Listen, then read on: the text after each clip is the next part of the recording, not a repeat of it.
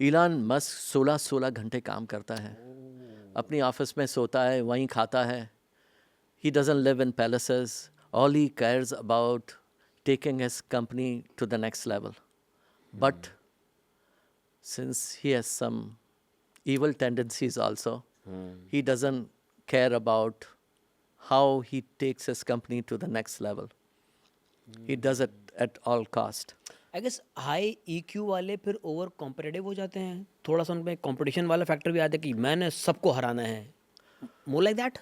अगर उनकी इनेट नेचर में ऐसा है, जनरली हाई ईक्यू के लोग जो है ना वो बहुत काम पीसफुल होते हैं and they try to help other people.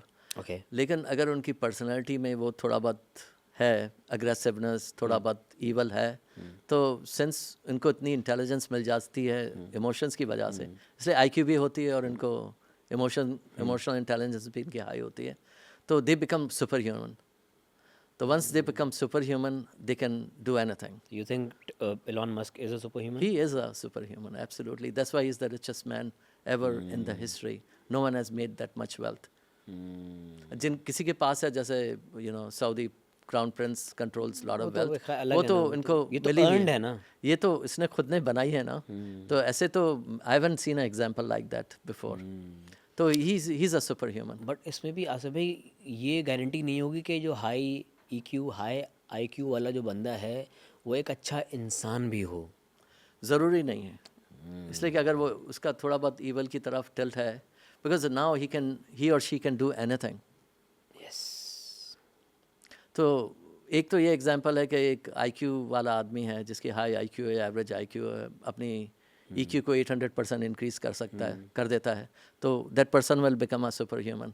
अगर उसकी ख्वाहिश है and is a nice person, they will become a multi millionaire, billionaire, they can go in politics and get any political position, they can be in any position and they can do anything because they have developed themself into that machine. लेकिन जो अगर बुरा आदमी है और जिसकी EQ high है और आईक्यू भी हाई है, that can do lot of damage. और कौन कौन सी प्राइम एग्जांपल्स हैं जो आपको लगता है कि high IQ and high EQ लोग हैं but they are good people? You know, there probably a lot of people.